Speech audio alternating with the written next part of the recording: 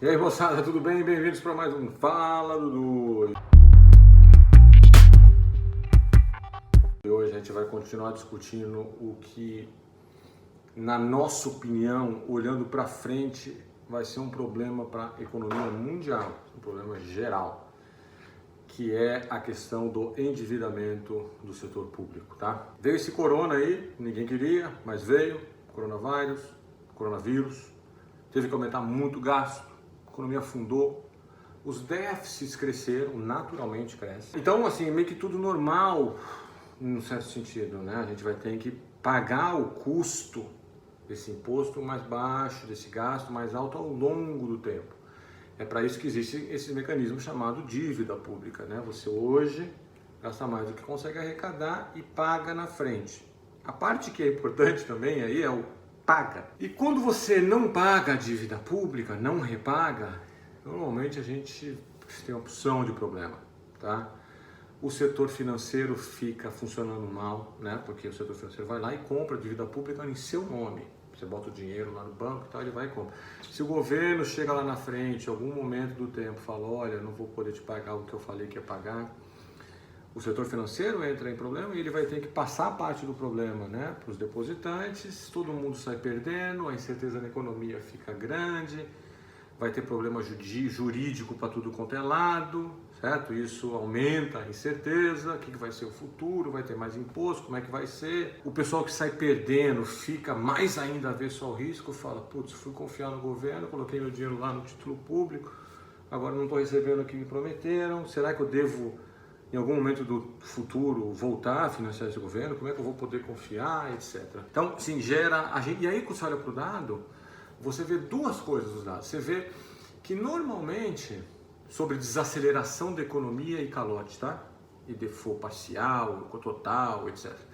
O que a gente vê no dado é o seguinte, a economia normalmente vem piorando antes do calote, aí vem, né? Vem esse evento que a gente chama de, para não ficar chamando de calote, vamos chamar de reestruturação da dívida, e depois a economia afunda um pouco mais após o calote. Então não é...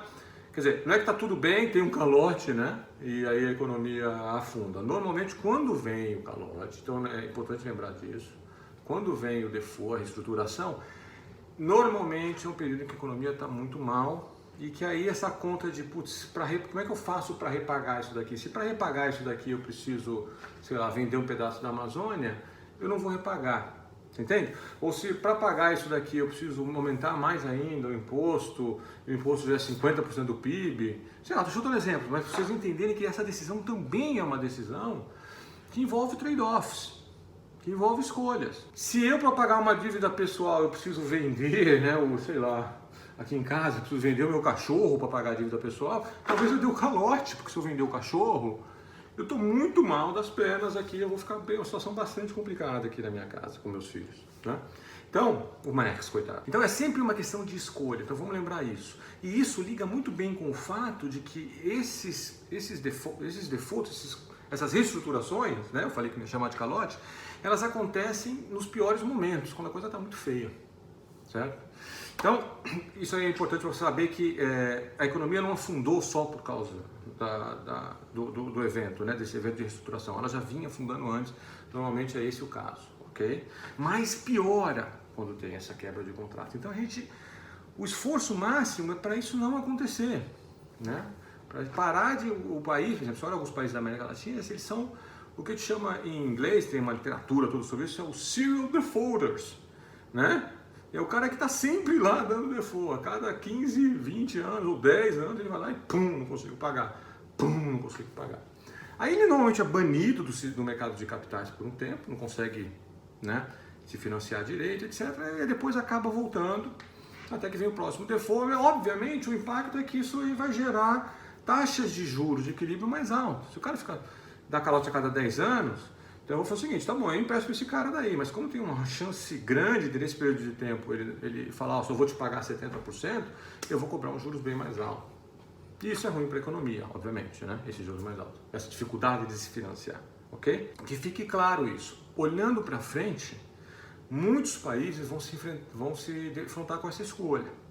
A escolha de falar o seguinte, olha, não vou repagar, é uma escolha muito complicada, porque ela gera problemas muito grandes.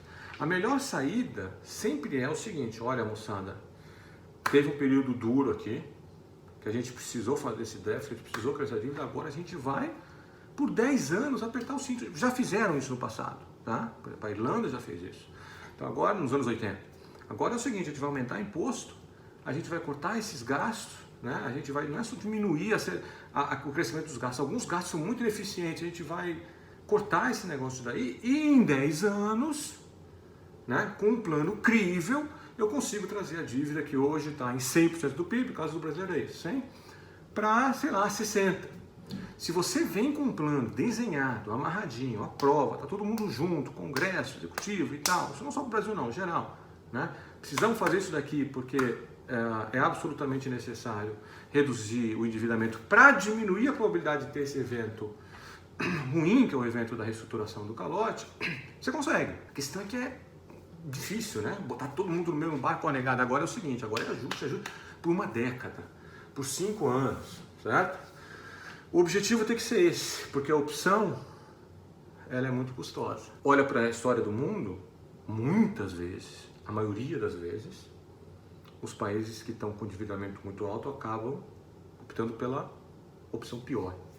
A opção, porque não consegue, o sistema político, né, a sociedade não consegue gerar, né, uma força suficiente na direção de aprovar reforma, de aumentar imposto, de cortar gasto, etc. Aí tem a coisa ideológica, não pode cortar o gasto e tal, não pode subir imposto, e tem a coisa também do grupo de interesse, que fala assim: não, meu gasto aqui você não corta de jeito nenhum, não, que exploda esse negócio em outro lugar. Então, um pouco combinação das duas coisas faz com que a gente tenha esses eventos recorrentes, né, em muitos países, de reestruturação, de calote da dívida.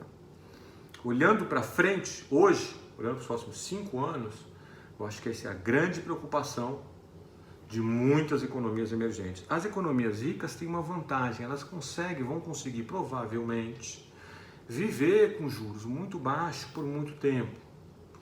Isso normalmente não é o caso para economias emergentes. Então hoje, que mesmo nos emergentes o juro real está bem baixinho, zero, até negativo, você meio que consegue, né, segurar esse negócio. Quando o juros voltar a subir, a dívida que já é grande, ó, então assim, urgência urgentíssima. Tchau.